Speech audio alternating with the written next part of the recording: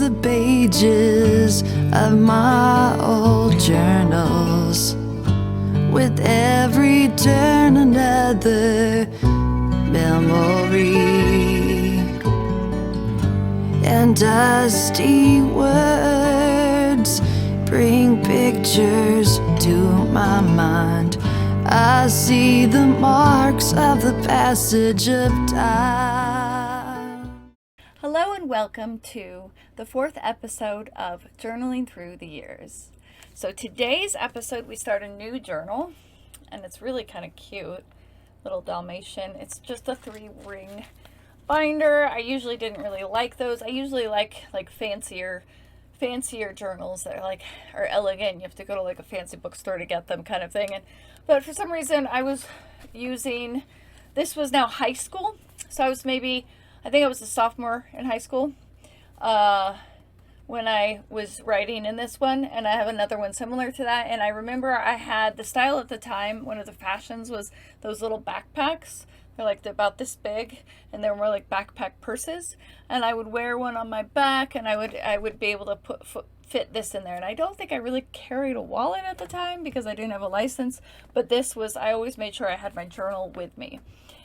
And so this is the emo, the teenage emo years, but I don't even think that they really had the word emo, but I was definitely emo.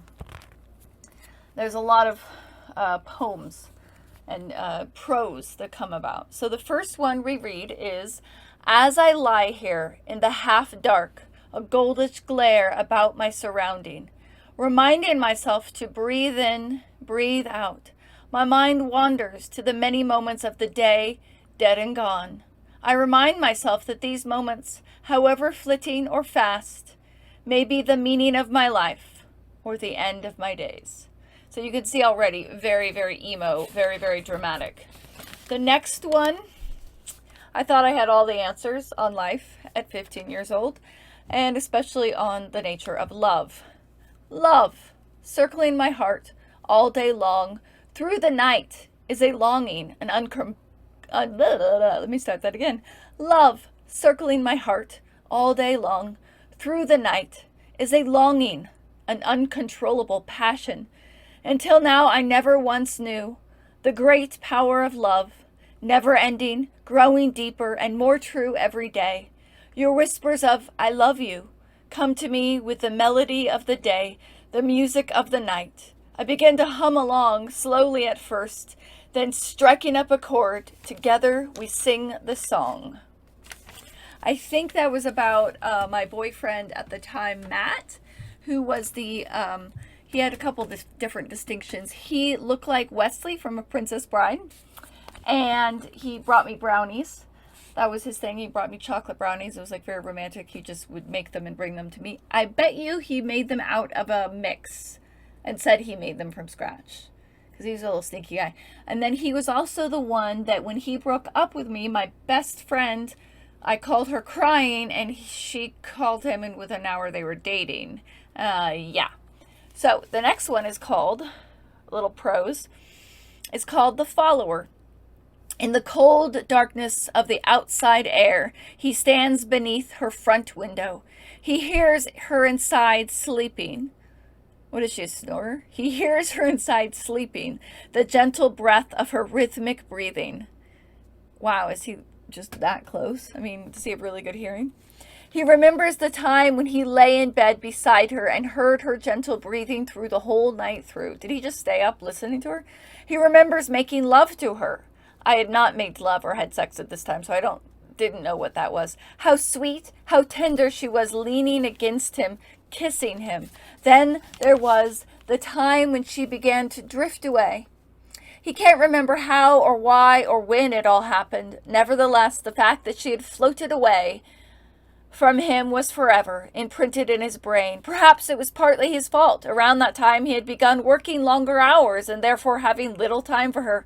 But he had plans. He was going to ask his boss for a raise, and then maybe, just maybe, he'd get promoted. Then he'd start to earn more money. He would begin more financially secure. I think become more financially secure. I know. Then he would propose marriage, and they would live happily ever after. But life doesn't always work out this way you planned.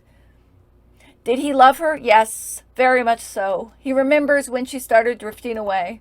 All the cold lies she told and the bitter arguments between them. Days would go by and he wouldn't hear a word from her. Finally the day came when she ended it for good.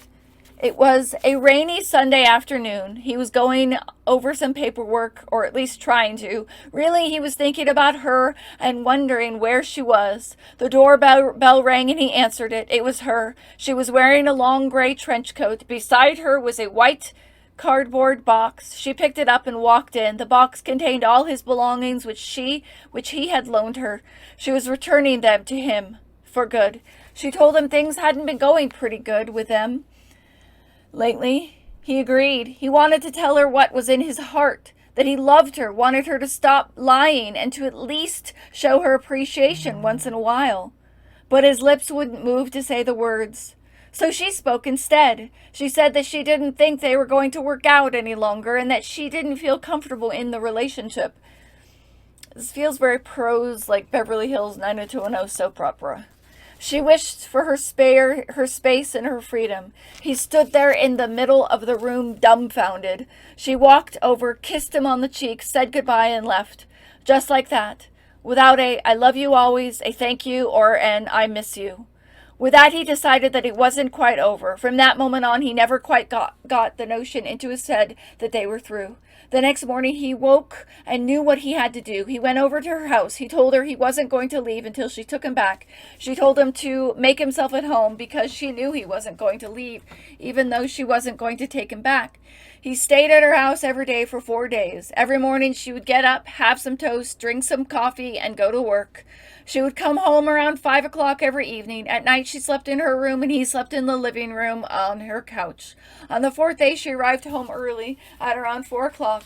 She said she had to be ready by 5 o'clock. He asked where she was going. Her response was, "Out with a friend." At about 5 to 5, they walked down to the sidewalk at 5 o'clock to meet the friend.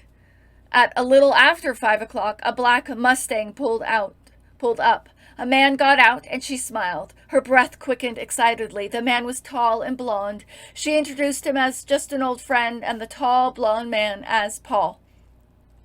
He watched as Paul opened the door for her, and she giddily got in. She waved goodbye, and Paul said, "It was nice meeting you." They left to go off and do whatever. He was angry. He could tell from the way she acted she liked him and wished to have a relationship with him. But how and why? How and why would she just replace him like that? He was furious. She had called him an old friend. At that moment, he ceased being the pursuer, and began his days as the follower. That is a very interesting story. Okay, so I'm going to stop at this next one, and then I'll talk a little bit about it. So this is titled Matt. Now, Matt was I believe this was Matt, the boyfriend that looked like Wesley from A Princess Bride, that used to bring me brownies, and that dated my so-called best friend, got together after, like an hour after he had broken up with me. And there was another Matt that was the first guy to express a crush on me, and I was like madly infatuated with him for over a year, even after he kind of was like, "I'm done." And then, but years passed, and he's one of my good friends from childhood. So it's called Matt. "You have me, my dear. You have captured me under your magic spell. I look deep into your eyes, could never leave you, could never hurt you. I have fallen for you. My one true lover, the one I always dreamt about finding. Who would have thought, when we met on that cold day of January, that I'd love you by May? My love for you is now, my love for you is forever. My love for you is now, my love for you is forever. Here I am, take my hand, kiss my lips. Thank God for you, you lovely creature." Now, what I find interesting about that is that I think in my younger years, I was heavily influenced by like the Hollywood idea of love and just the stereotype kind of guy meets girl, girl meets guy, and they fall in love, they get married. That idea that from books and that and the idea in society that there is one out there for you. There is that one soulmate. that will complete you. And I always believe that. And yet at the same time, in every relationship that I would get into throughout my life, I would always, fall madly in love with that person, but then find myself attracted to someone else and have deep feelings for them and feel very conflicted. Like, I can't believe I liked two people once. And it was very dramatic and everything like that. But it was every relationship. It was and is a pattern. And I used to think there was something wrong with me, or, I'd have to bury these feelings because I wanted to be committed to one.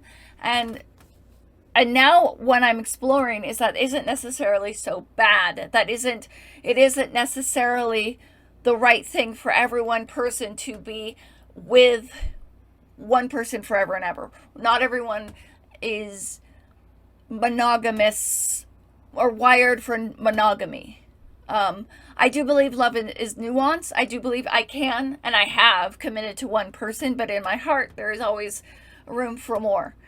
But more than that, so I've been exploring the idea of my heart being more polyamorous, more open to loving more than one at once.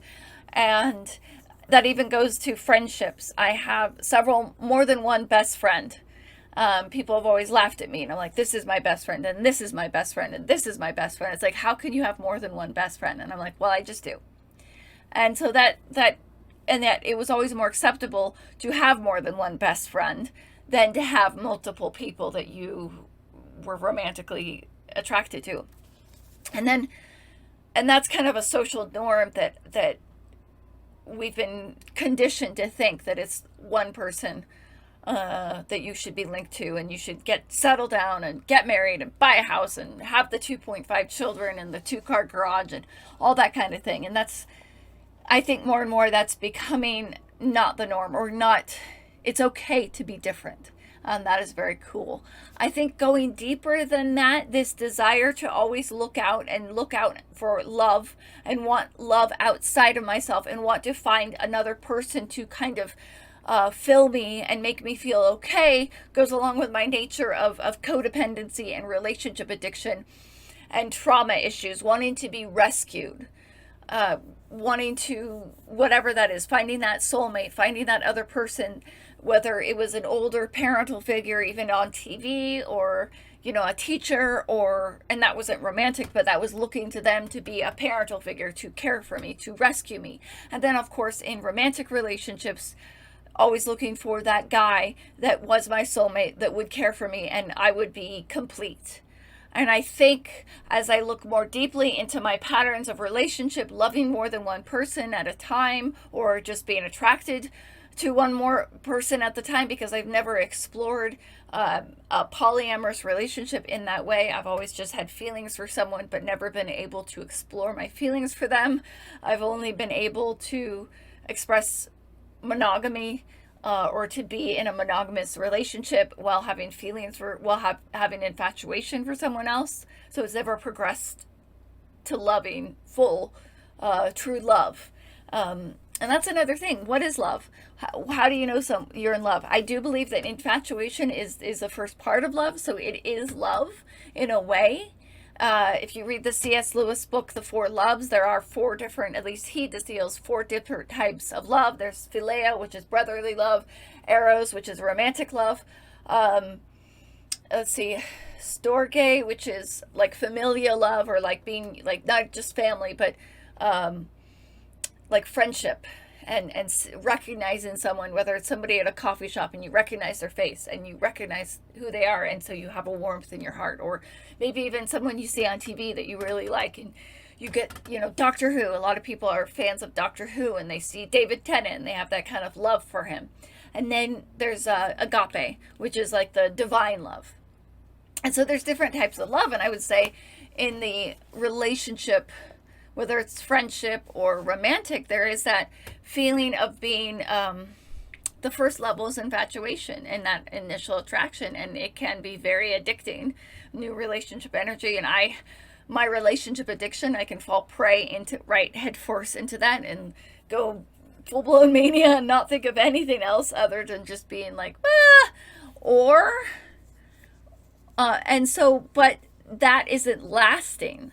So what does it mean when you're fully in love with someone? I mean, I've been married and I've lived with a partner for the last 8 years, and it's quite different, the sense of living with someone and seeing them at their ugliest, seeing them warts and all, seeing them when they're upset, when they're depressed, when they can't get out of bed, when, walking into the bathroom and they're pooping and you're just like brushing your teeth.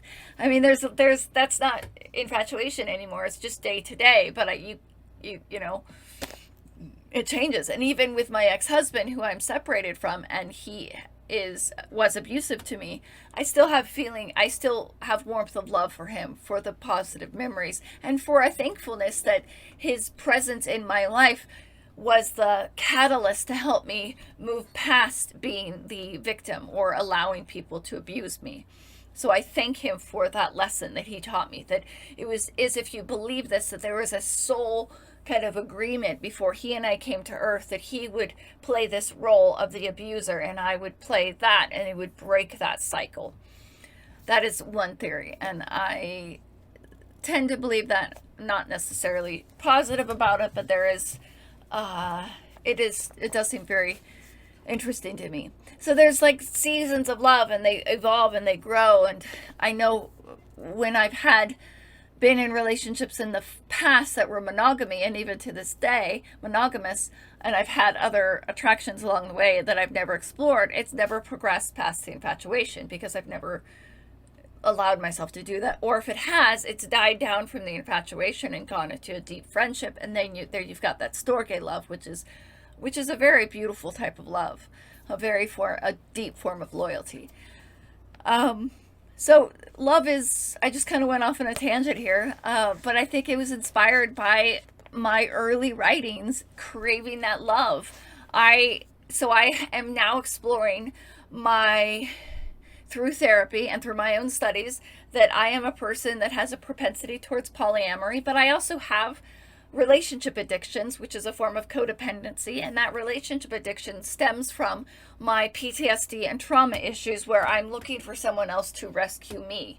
And as I kind of heal from the trauma and the relationship addictions and codependency, I can find healing in myself. I can find strength in my own self to take care of my own self, to parent my own self, to save myself, so that I don't need another to save me. In the sense, then I can truly be seen and help to see another, and in that way of not looking to someone else to be my addiction, whether they're friend or lover or coworker or whatever they could be, they're not my addiction anymore. I can love them back. I can be in a relationship with them that is whole and satisfying, and I can honor who they are and where they're coming from. So that's my journey, and that's what I've learned. When I was 15 years old, trying to figure that out, I had to go all the way through all the things I've ever learned, many different relationships that were, in a way, even the negative ones had their positivity because I grew from them. I am better because of them. And then I have a lot of friendships with exes and formers that I still have them in my life. They've changed. I'll never kind of jump back into that. Not necessarily. And yet I am grateful for that. So that is that. If you like this series, if you continue to like this series, give me a thumbs up, write something below, share it out if you feel so inclined. Support us on Patreon, www.patreon.com/CafeGirl Productions. Check out our website, www.CafeGirlProductionsInc.com. And yeah, we've got a lot of exciting things coming out down the pike that will be online. YouTube series, our Doctor Who fan fiction is coming up pretty soon. We've got some podcasts coming out and some other cool things. So yeah, thank you very much. Bye.